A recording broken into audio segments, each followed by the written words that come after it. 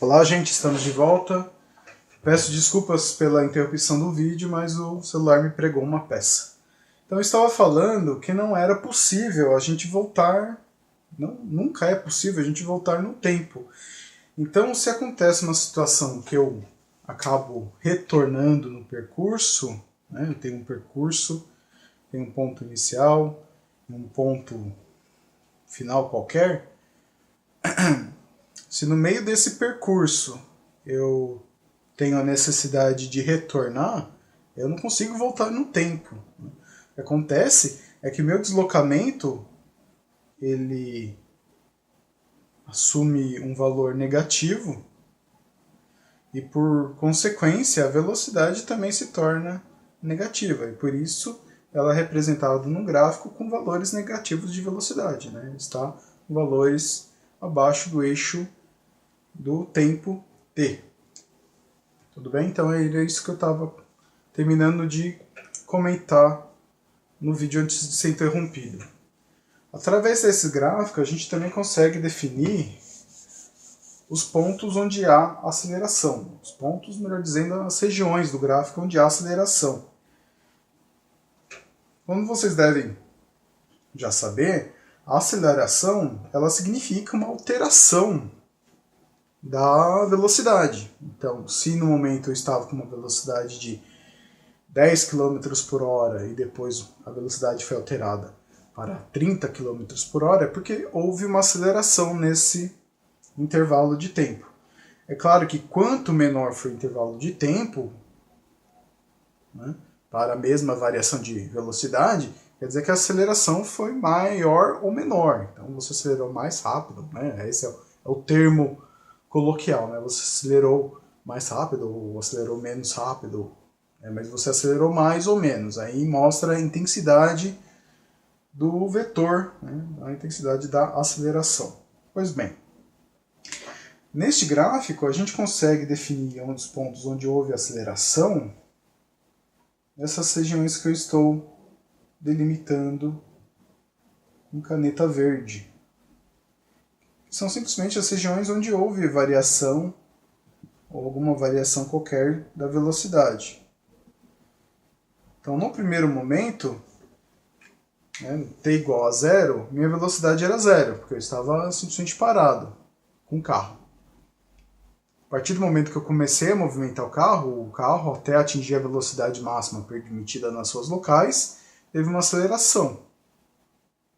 Quando eu tive que pegar a alça de acesso, né, então tem que parar um pouquinho para ver o trânsito, então eu tive que reduzir praticamente para zero, ou para zero a velocidade do carro, até conseguir entrar na estrada. Quando eu entrei na estrada, a velocidade pode ser aumentada até o limite permitido. Né? Eu sei que alguns de vocês provavelmente vão além disso, mas não vou julgar ninguém. Então, quando percebeu-se que tinha alguma coisa faltando, né, um carregador de celular, ou comida para criança, qualquer coisa assim, eu tive que retornar. Então eu tive que desacelerar o carro para pegar uma alça de retorno, alguma coisa assim, e a partir desse momento a velocidade começou a ser negativa, porque o deslocamento, novamente, né, comentando isso, o deslocamento é negativo. O tempo, novamente, ele não pode ser negativo, ele não posso voltar atrás no tempo. Então o que muda é o sentido do deslocamento e, portanto, a velocidade. Então aqui a gente consegue delimitar algumas situações da velocidade. Por exemplo, a velocidade ela pode ser nula. Seria nos casos onde estou simplesmente parado, a velocidade ela não se altera também durante um certo intervalo de tempo, por exemplo, nesses dois trechos. Então a velocidade é nula, v igual a zero, por alguns momentos. É uma velocidade constante, o que também caracteriza como um movimento uniforme. Né? O fato dela ser nula não exclui ela de também ser um movimento uniforme. É um movimento uniforme e nulo. Ou simplesmente um movimento nulo. Nessas regiões estou colocando a setinha, a gente diz que a velocidade é diferente de zero, né? Então quer dizer que ela não é nula, e ao mesmo tempo ela é constante, né? Ela não se altera durante o intervalo que a gente está estudando aqui, né? Que a gente está delimitando. Então durante esse intervalo, por exemplo, a velocidade não se altera, quer dizer que é uma velocidade diferente de zero e uma velocidade constante. Então a gente chama de movimento uniforme.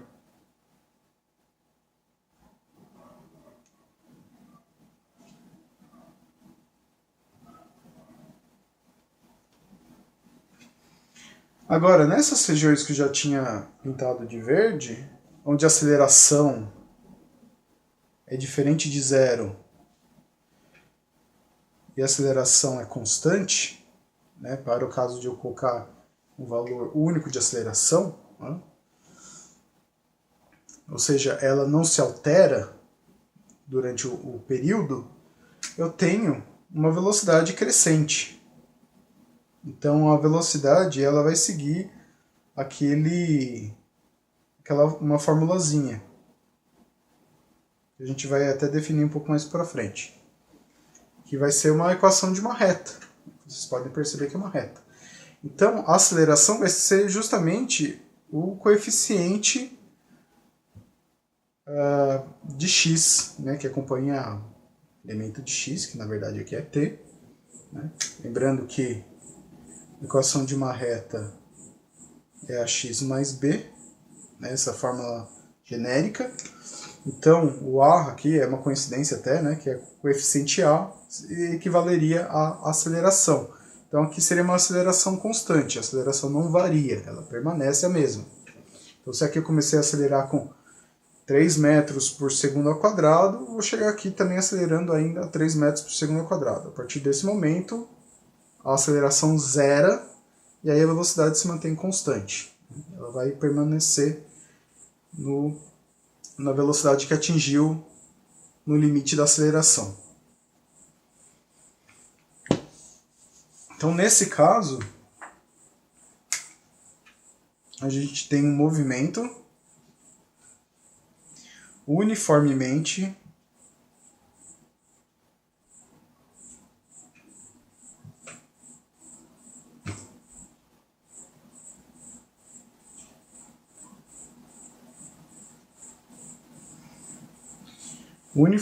variado.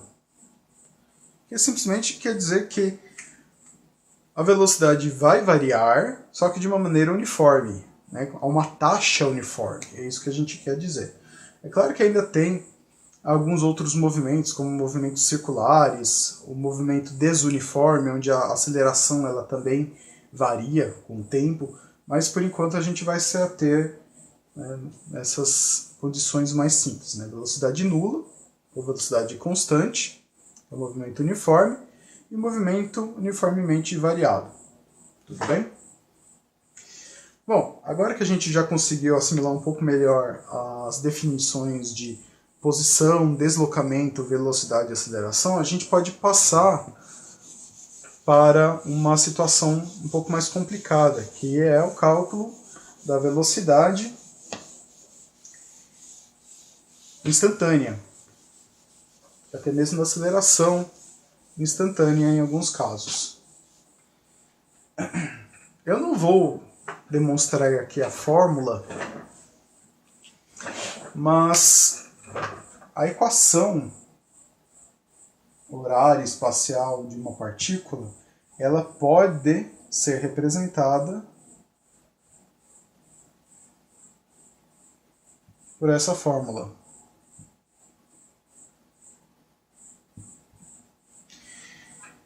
Então, a posição que uma partícula em movimento ocupa, em função do tempo, depende da posição inicial da partícula, da velocidade inicial vezes o tempo, mais a metade da aceleração vezes o tempo ao quadrado, né? A famosa fórmula do sorvetão.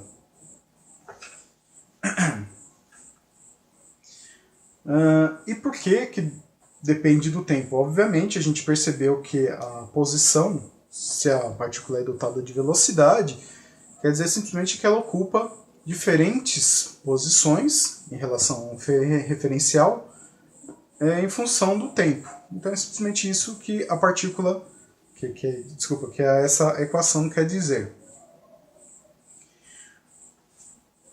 Agora, partindo dessa equação, eu consigo encontrar as funções horárias da velocidade e da aceleração através de um recurso matemático chamado derivação.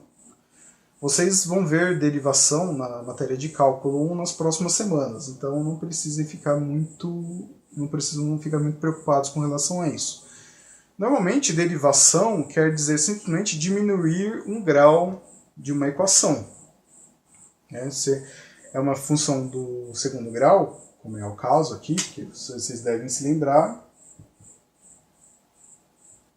uma função do segundo grau pode ser descrita da seguinte maneira. Eu tenho uma variável x, que é a minha variável independente, acompanhada pelos coeficientes, e ela aparece no máximo com grau 2, elevado ao expoente 2. Então isso quer dizer que é uma função do segundo grau. Então, se eu derivar essa função, eu vou conseguir uma equação do primeiro grau. O que significa no gráfico que, se antes eu tinha uma equação do segundo grau que é representada por uma parábola, agora, por uma função do primeiro grau,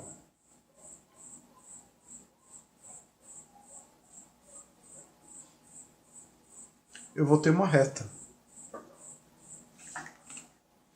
E se eu derivar novamente essa equação, eu vou ter simplesmente uma constante, que vai ser representada no gráfico dessa maneira.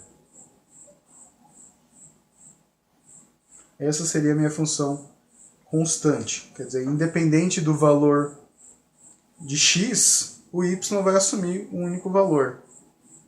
Legal? Agora, trabalhando com essa fórmula do sorvetão,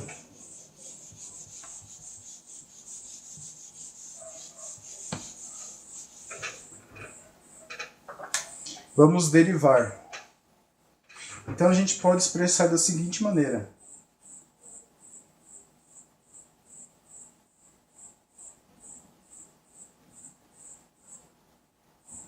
Vou derivar a função espacial, a função horária dos espaços, em relação à variável t.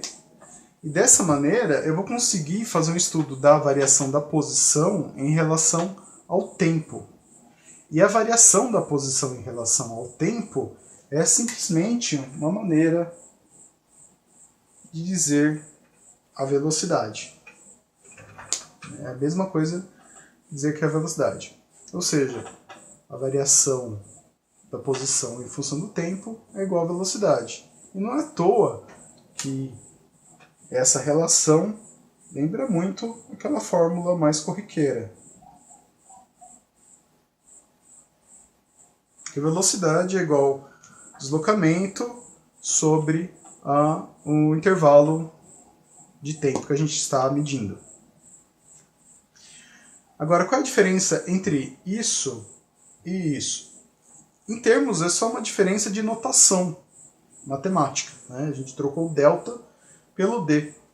Mas em questões físicas tem muita diferença, porque normalmente aqui, que é como a gente calcula a velocidade média, a gente está lidando com situações macroscópicas. A gente está lidando com metros ou quilômetros por segundos. Mas quando a gente faz a derivação, a gente quer saber a variação da posição em função do tempo de um período e de uma distância muito curta, que a gente chama de infinitesimal. É uma distância extremamente pequena. E a derivação é justamente um recurso matemático para estudar essa variação, essa taxa que a gente usa para calcular a velocidade instantânea. Então, fazendo de uma maneira muito simples e muito rápida essa derivação, a gente tem que a velocidade, que pode estar em função do tempo, né, se ela não for constante,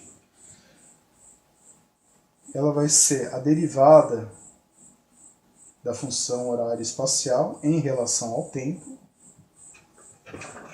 Então, para quem souber já derivar, vai acompanhar muito facilmente.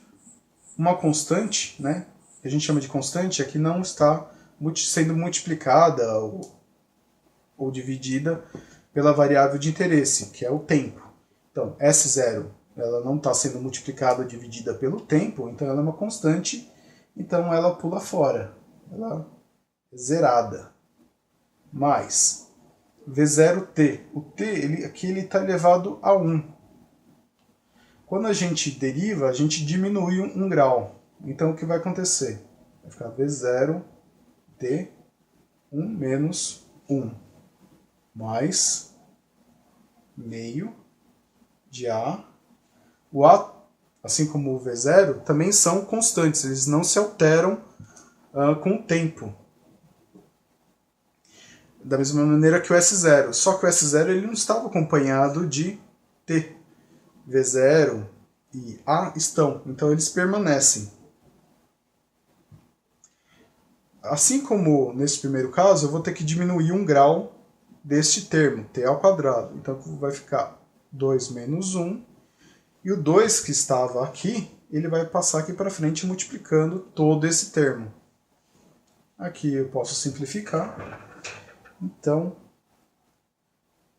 a fórmula final, né, V de t, vai ser igual a V0, porque aqui vai ficar t elevado a 0, e qualquer número ou termo elevado a 0 é igual a 1, mais, aqui tinha simplificado, então vai ficar simplesmente a vezes t, 2 menos 1, 1. Então vai ficar V0 mais at elevado a 1, que é simplesmente a elevado a t. Então esta é a fórmula da velocidade instantânea. Com esta fórmula, eu consigo, no movimento acelerado, né, no movimento acelerado uniforme, ou uniformemente variado, eu consigo saber a velocidade da minha partícula que está se movimentando a cada instante. E, em alguns casos, né, dependendo se a fórmula da variação, né, da posição é fornecida, eu consigo também calcular a aceleração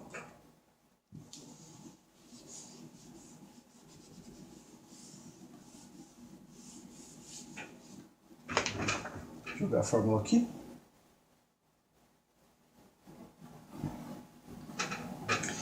Então eu consigo calcular a aceleração, que vai ser simplesmente a variação infinitesimal da velocidade em função do tempo, que vai ser a derivada desta equação, ou a derivada segunda.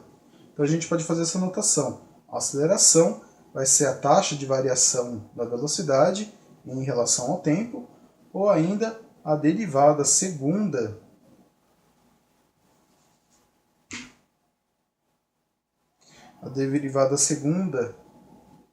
da função horária espacial em relação ao tempo ao quadrado. Essa notação significa simplesmente que eu derivei esta fórmula, essa equação, duas vezes. Derivei uma vez para achar a equação da velocidade, derivei mais uma vez para encontrar a aceleração. E eu derivando esta fórmula, V0 agora é uma constante, pula fora, o t vai ficar novamente t elevado a 1 menos 1, então, que vai dar 0, então que vai ser simplesmente a aceleração. Obviamente, A é igual a A. Isso não faz muito sentido aqui, mas quando uma fórmula, uma equação é apresentada para vocês, para fazerem um estudo, resolverem um exercício, derivando duas vezes essa equação, você vai achar muitas vezes um número, né, que vai demonstrar que é um movimento uniformemente acelerado, uma constante, né, que vai já estar em metros por segundo ao quadrado, que é a unidade da aceleração. Ou ainda pode apresentar uma função também se for um movimento desuniforme, né, que a aceleração varia também com relação ao tempo.